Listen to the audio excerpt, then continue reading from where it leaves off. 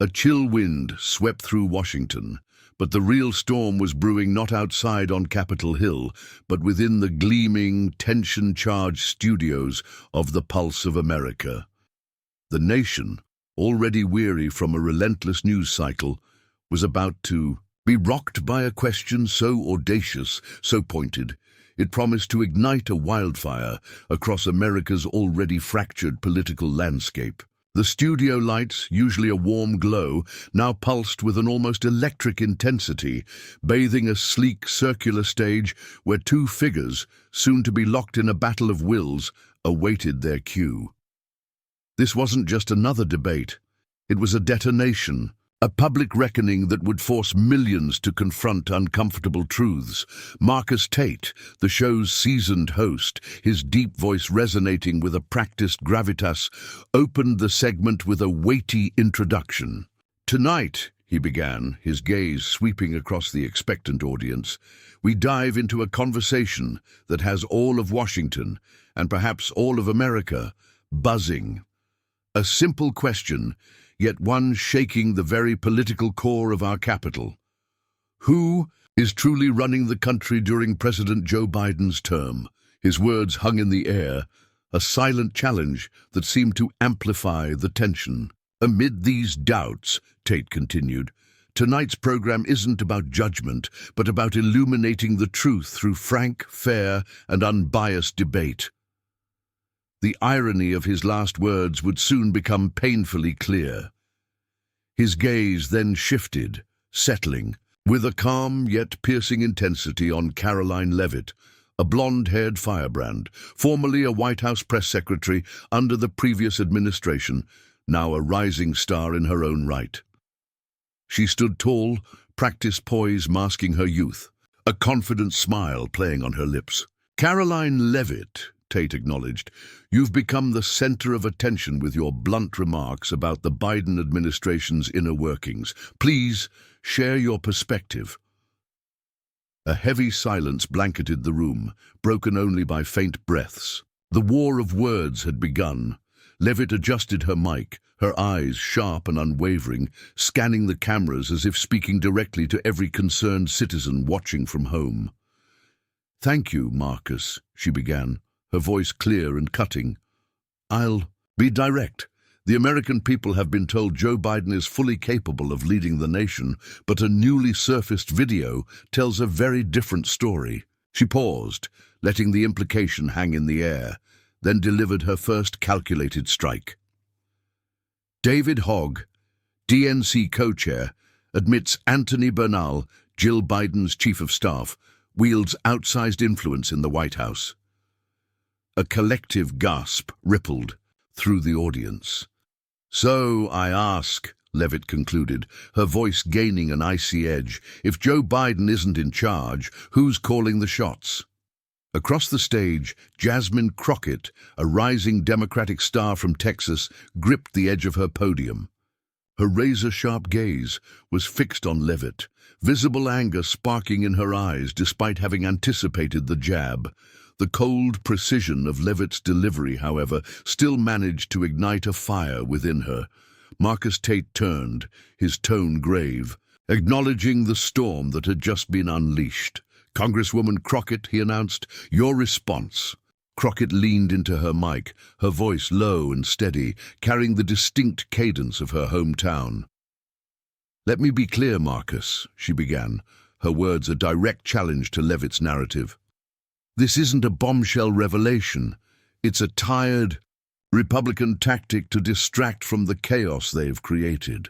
Joe Biden has led this country through a pandemic, economic recovery, and historic legislation.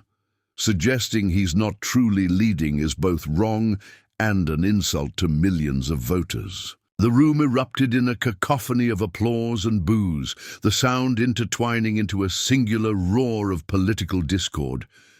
The question had been asked, the battle lines were drawn, and America was watching. The room, still vibrating with the echoes of Crockett's defiant retort, seemed to hold its breath. Karoline Leavitt, however, maintained her composed expression, a cool mask of conviction. Her eyes, unwavering and icy, remained locked on Crockett, a predator's gaze on its prey. "Congresswoman," she began, her voice cutting like a blade through the lingering applause and boos, "the public deserves the truth. We know Biden has been treated for cancer, that his appearances are tightly controlled, almost choreographed. And now, David Hogg, a voice from within the Democratic Party, confirms Anthony Bernal is the one pulling the strings. Are you telling us to ignore that?" Crockett's jaw clenched, a muscle working visibly beneath her skin. Her fingers tapped lightly, a barely perceptible rhythm, on the edge of her podium as she fought a fierce internal battle to rein in her emotions. She knew this was Leavitt's trap, a calculated attempt to provoke an outburst, to create a viral moment that would undoubtedly fuel the conservative outrage machine. But the accusation stung, not just for its direct aim at Biden, but for the insidious way it smeared her party and undermined the very essence of legitimate governance. She took a deep, steadying breath, her voice rising with a newfound resolve, a steel cutting through the raw emotion. "Karoline," Crockett declared, her voice now a weapon forged in conviction, "you're twisting a leaked video to spin a false narrative. Joe Biden's health has been transparent, laid bare for all to see, and he's faced it with courage while leading this nation through unprecedented crises. Unlike some, he doesn't hide behind social media or golf courses. He's present, making decisions and signing life-changing laws for the American people." The crowd roared, some chanting Crockett's name, a defiant chorus against the dissenting murmurs that still rippled through the room. Marcus Tate, sensing the rapidly escalating temperature, raised a hand for silence, his eyes darting between the two formidable women. "Let's stay focused," he urged, his voice a steady anchor in the turbulent waters. "Karoline, you mentioned Anthony Bernal. Can you clarify what you believe his role is, in explicit terms?" Leavitt seized the moment, her voice sharpening, now cutting like a surgical blade. "Marcus," she stated, her words dripping with implication, "David Hogg called Bernal the Wizard of Oz, unseen behind the scenes, wielding significant influence the public doesn't see. White House sources, cited in reputable reports, confirm Bernal controls access to the president, shapes his schedule, and even impacts major decisions. If Joe Biden is too frail to lead, as some reports suggest, then Bernal and Jill Biden have been running the show. That's not leadership, Marcus. That's deception." The accusation landed like a bombshell, the audience gasping, murmuring, a collective wave of shock reverberating through the studio. Crockett felt her pulse quicken, the sheer weight of the moment pressing down on her. This wasn't just a debate. It was a battle for public trust, a clash of narratives that could shape public opinion for years to come. "Enough," she snapped, her voice blazing with a righteous fury that finally broke through her composure. "You want to talk about deception? Look at your own leader, spreading election lies and profiting off his position. Joe Biden has a clear record, clean energy investments, infrastructure, jobs. You're slandering a man who served this country despite personal burdens. That's shameful." The studio seemed to tremble with the raw force of her words. The audience split between thunderous support and fervent dissent. Leavitt, ever composed, simply raised an eyebrow, a chilling smirk playing on her lips, before firing back swiftly, the ice in her voice more potent than ever. "Congresswoman," she countered, "emotions don't erase facts. The House Oversight Committee is investigating this. They've demanded testimony from Bernal, Jill Biden, and others.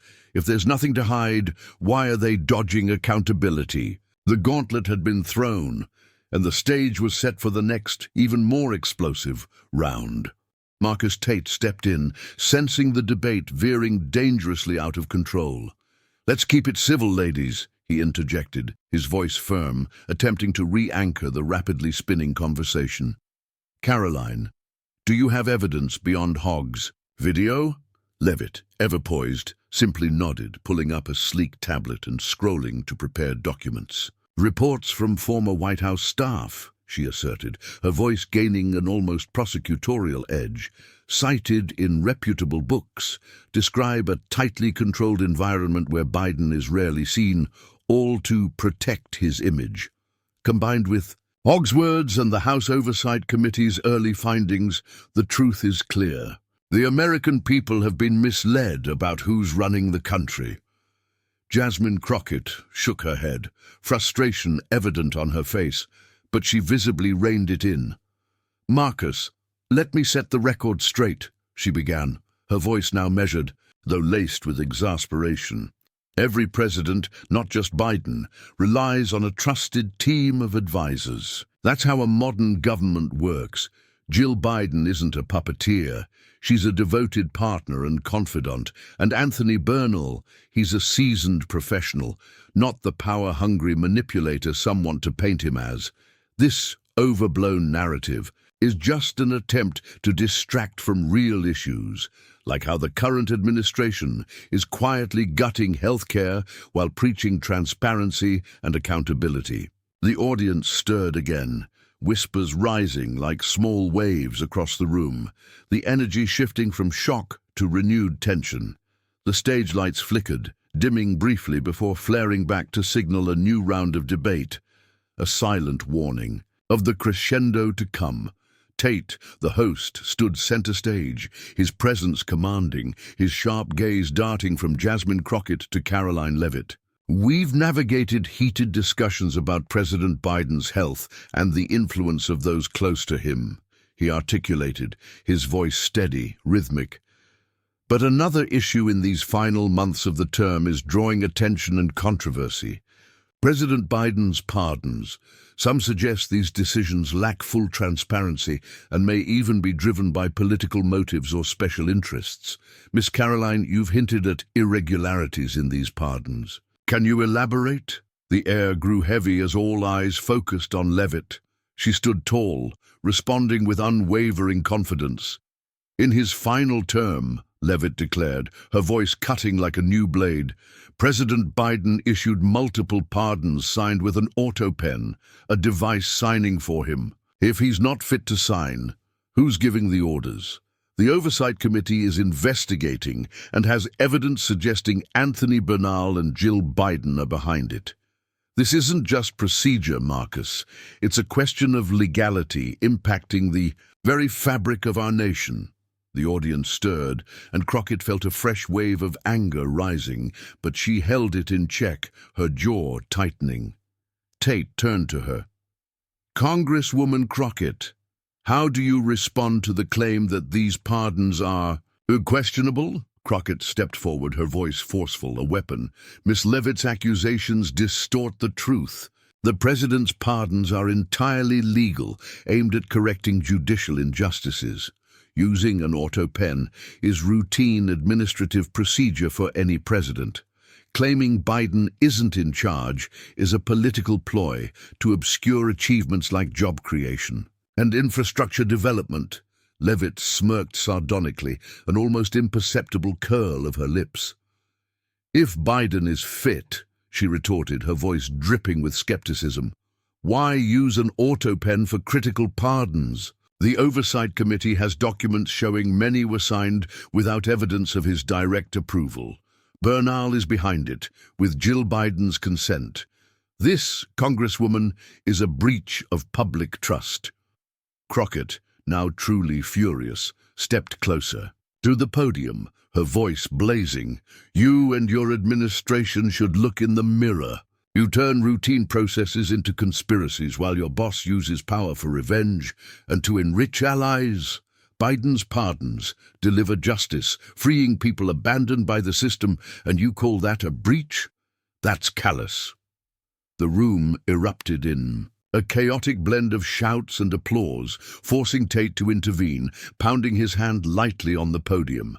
"Congresswoman Crockett," he insisted, "how do you explain the claim that Bernal is behind the pardons?" "Bernal is an advisor, not a decision-maker," Crockett responded sharply, her eyes blazing. Biden approves based on team recommendations like every president. Miss Leavitt turns administrative work into a thriller for political gain. If we're talking transparency, ask the current president why he hides his business dealings. Leavitt retorted coldly, her composure unnerving. Congresswoman Crockett, emotions don't change facts. Oversight committee documents show pardons signed without clear records of Biden's consent. If he's not fit to sign, who's giving orders? The American people deserve answers, not personal attacks. Crockett gripped the podium, her eyes blazing with indignation. You want truth? Your administration is undermining a president's legacy with baseless claims. Your committee chases sensational headlines for political gain. The public isn't fooled. They see through this game. The accusations hung heavy in the air, a poisonous gas cloud of political warfare. Tate intervened, his voice calm but carrying a warning edge, attempting to steer the tempestuous debate towards a larger, more existential question. Miss Karoline, he began, his eyes sweeping over her, is there evidence the pardons are illegal? Leavitt, ever composed, swept her tablet, her voice cutting like a knife through the tension. We have testimony from former White House staff, Marcus, documented in independent reports. They confirm Bernal controls everything from who meets Biden to signing key documents, and Mrs. Jill Biden, as First Lady, has helped maintain this veil of secrecy. This is about trust, Marcus. The American people deserve to know who's really leading them. Jasmine Crockett shook her head, frustration clear on her face, her eyes flashing with a blend of exasperation and bitter sarcasm. Tate, honestly, this isn't a search for truth, it's a witch hunt. Her voice rang out, firm but steeped in the weariness of a constant fight.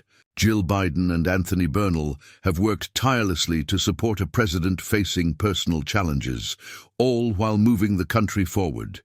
If Miss Leavitt wants to talk trust, look at what her administration is doing, slashing healthcare and education budgets to serve a few wealthy elites. That's the real betrayal of trust.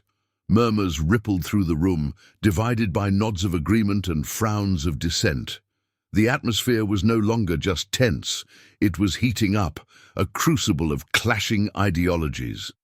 Tate stood center stage, leaning slightly forward, his gaze darting between his guests, modulating the debate's tempo with calm professionalism. Anthony Bernal and the end-of-term pardons, he mused aloud, his voice grave. Executive actions that always draw scrutiny and are often viewed through a political lens. He paused briefly, allowing the audience a moment to absorb the weight of his words, then continued. But now let's shift from specific individuals to something larger, the consequences. These allegations, whether true or speculative, are increasingly shaping how the public views the government, transparency, and the very democracy we live in. Tate looked to Karoline Leavitt, his tone inviting. You argue Biden's pardons raise questions about motives and transparency. How do you think this affects public trust in institutions? The room fell silent, the focus shifting dramatically to the profound implications for American politics. Leavitt responded confidently, her voice unwavering. This isn't just about individuals or procedures. It's a crack in democracy. If the president isn't fit to lead, and others like Bernal or Jill Biden make decisions in his place, that's a betrayal of voters. The Oversight Committee is investigating and may prove the Biden administration hid the truth, eroding trust in elections and government. This, Marcus, is a democratic crisis. The audience murmured, some nodding in grim agreement, while Crockett, tensed, resolute in her determination to counter, Tate turned to Crockett. Congresswoman Crockett, what do you think about the impact of these allegations? Crockett responded firmly, her voice sharp as a blade. Miss Leavitt is trying to manufacture a crisis to hide the truth. The current administration is the real threat. Her words, aimed squarely at Leavitt's implied support for Trump, cut deep. Joe Biden led us through a pandemic and an economic crisis, passing laws benefiting millions. These accusations about his health or auto pens are Republican tactics to overshadow those achievements. Talk about trust. Look at the current administration's leader, spreading falsehoods and using power for revenge. That's what erodes democracy. The room buzzed with a furious mingling of applause and boos. Leavitt leaned in, her voice icy. Congresswoman Crockett, the people elect a president, not a team of advisors. If Biden can't lead and Bernal and Jill Biden hold the reins, that's voter deception. The Oversight Committee demanded their testimony, but they refused. If there's nothing to hide, why dodge? Crockett, furious, stepped forward, her voice fierce. Karoline, you're turning a dedicated president into a puppet. Biden has fought for the people while your accusations rely on rumors and edited videos. If we're talking democracy, look at your administration using social media to incite division and favor the ultra-rich. That's the real danger. The room erupted with applause for Crockett and jeers of dissent. Tate intervened, his voice rising over the noise. Miss Karoline, how do you respond to claims you're a political tool? Leavitt smiled calmly, a chilling spectacle. Tate, this isn't politics. It's accountability. The public deserves the truth. Documents show major decisions made without clear evidence of Biden's involvement. If that doesn't shake democratic trust, what does? We want transparency, not headlines, Crockett retorted sarcastically. Transparency? Your administration dodges questions about the president's business dealings. Biden released health reports and passed transformative laws. Your so-called scandals are poised to dim those achievements. The people need a government working for them, not private interests. Tate turned to the audience, his final question hanging in the air. How do we restore trust when accusations divide the nation? Crockett answered, her voice resolute. Restore trust with stable governance, fair health care, and education. Things Biden and Democrats pursue. Baseless accusations are just divisive. Smoke, Leavitt replied coldly. Trust starts with transparency and truth. If something's hidden, the public must know. The Oversight Committee will investigate to the end. The room exploded with applause, boos and protests, a symphony of heated debate. Tate stepped forward, raising his voice over the din, maintaining the poise of a seasoned host. Thank you to our guests for their candor and courage. The questions raised tonight about leadership, transparency, and trust aren't easily answered, and perhaps only time will be the fairest judge. As the stage lights slowly dimmed, Crockett and Leavitt left their podiums in silence. Their eyes didn't meet, but each carried a clear resolve. This fight wasn't over. It had only begun and would continue in Congress, on airwaves, and in the hearts of voters across America. The echoes of their clash lingered like a quiet storm, signaling that the public spectacle was merely the prologue to a deeper, more insidious battle now moving behind the scenes. As the stage lights faded, the echoes of the clash between Jasmine Crockett and Karoline Leavitt lingered like a quiet storm among the audience and through the cameras. But in another corner of Washington, far from the spotlight and verbal volleys, a private conversation unfolded where those named in the debate, Jill Biden and Anthony Bernal, faced mounting pressure from the accusations. In a cozy Delaware room, bathed in soft golden light, Jill Biden sat anxiously across from Anthony Bernal, her chief of staff. Her expression was a mix of exhaustion and simmering resentment. Leavitt's claims, she lamented, her voice barely a whisper, that you control everything, that I hide Joe's condition. It's unbearable. Bernal, usually a bastion of professional calm, showed a rare flicker of unease in his eyes. They don't care about truth, ma'am, he responded, his voice low. Only a story to tarnish the president's legacy. Jill insisted, her hands gripping the armrests of her chair. I'm only protecting my husband. He still makes decisions, he signs laws, despite their doubts and the auto pen use, the pardons, the documents, Joe approved them all. Bernal nodded, But his eyes betrayed a deep concern. But if we don't push back, he stressed, the professional veneer cracking slightly, Leavitt's narrative of you and me running the White House instead of Biden will become truth in the public's eyes. Jill leaned forward, her voice now carrying a rare fierceness. I'm not afraid to face them, Anthony. If they want me to testify, I'll go. But I won't let them smear Joe. He's given his life to this country, through pandemics, through crisis. He never stopped. They can't turn him into a puppet. Bernal nodded slowly, but his eyes remained clouded with worry. Testifying is a gamble, Mom. They'll ask questions with no right answers. About the president's health, about his toughest days. They'll dig for any detail to bolster their narrative. I suggest we stay silent. Let the legal team handle it. But we need to prepare for the worst. If the committee subpoenas me or you, we must align our story. Jill shook her head, her voice tinged with bitterness. Story? The truth is, Joe worked tirelessly, even when exhausted, even when doctors urged rest. I stood by him, helping, not controlling. And you, Anthony, kept the White House running, schedules, press, everything. Why are they targeting us? Bernal sighed, his professional composure now visibly strained. Because we're easy targets. I'm a behind-the-scenes figure. Nobody knows me outside the inner circle. And you're the First Lady, a symbol. If they can tarnish your image, they tarnish the president's legacy. Leavitt knows this, and she's doing exactly what Trump wants.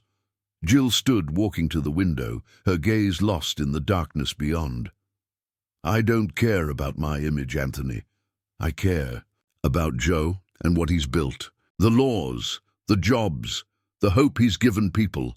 If they want to destroy that, they'll have to face me.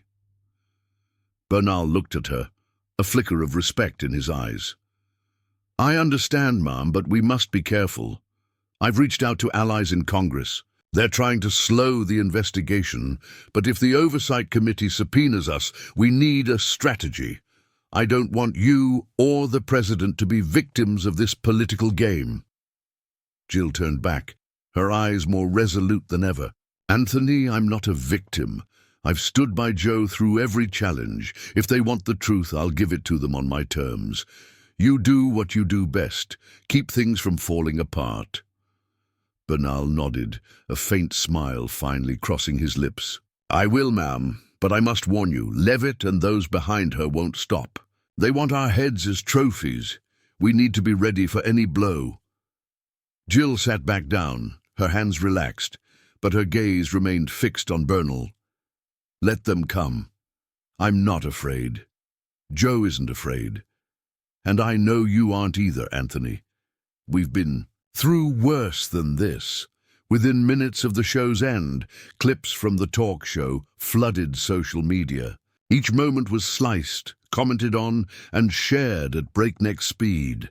Washington, already simmering with accusations about Joe Biden's health, now felt like a pressure cooker ready to explode under polarized public opinion. At a small D.C. cafe, a TV on the wall played a Fox News segment. The host, with an excited tone, praised Leavitt. Karoline Leavitt asked the questions the nation is waiting to hear answered. Who's really leading America under Biden? With confidence and precision, she exposed the White House's dark secrets. The cafe's patrons, mostly Trump supporters, nodded in approval, some raising coffee mugs in a silent toast. On the screen, a clip replayed Leavitt citing David Hogg, her voice cold but compelling, highlighting questions about Anthony Bernal and Jill Biden. A few blocks away, in a Georgetown office of a Democratic advocacy group, volunteers gathered around. A TV airing CNN. The host, with a serious tone, defended Crockett. Congresswoman Jasmine Crockett stood up to baseless accusations, defending Joe Biden's legacy with resolve and passion. She reminded us that political stunts can't erase achievements like the Inflation Reduction Act. The room applauded, some taking notes for social media responses. A young volunteer, scrolling on their phone, read a post aloud. Crockett crushed Leavitt. Don't let MAGA rewrite Biden's history. The post had thousands of likes, but was flooded with critical comments calling Crockett a cover-up for a weak administration. Another account with millions of followers posted a clip of Crockett slamming Trump, captioned, "Jasmine doesn't let anyone bully. Biden's a hero, not a puppet." It garnered fire and heart emojis, but was attacked by Trump supporters with comments like, "Crockett just yells, no answers." Leavitt exposed the truth.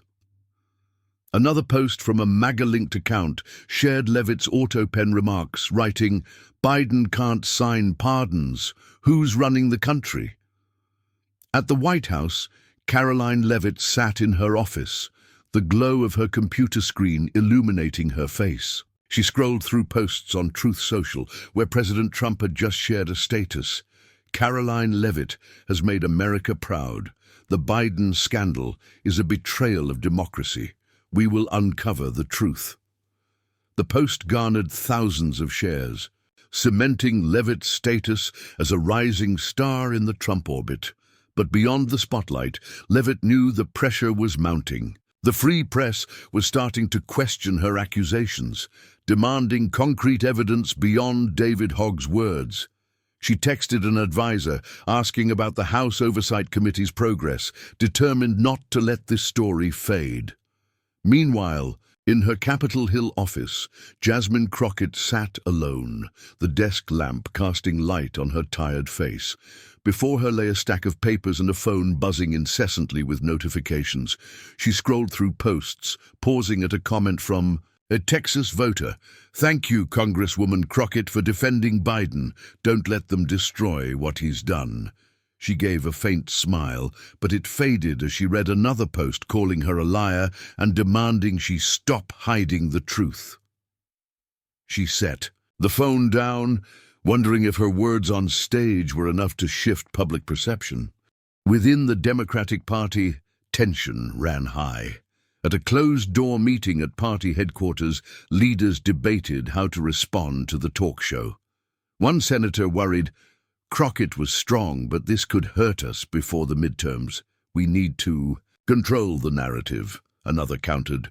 "Crockett did the right thing. We can't let Trump rewrite Biden's history."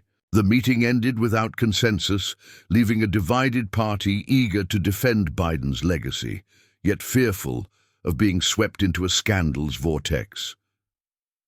Outside the political sphere, the public was equally polarized.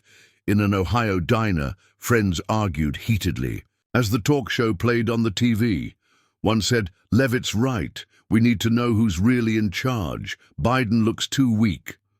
Another retorted, "Crockett nailed it. This is a ploy to tear down Biden. He's done so much." The argument went nowhere, but it mirrored a deeply divided America where truth was overshadowed by emotion and party loyalty. As night fell, an unexpected moment unfolded at a D.C. charity event.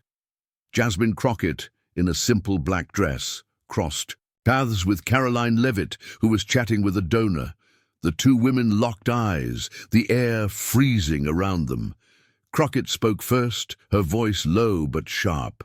"You think you won on that stage, but the truth won't side with you." Leavitt smiled, her tone light but defiant. "The truth is coming out, Congresswoman. You can't stop it."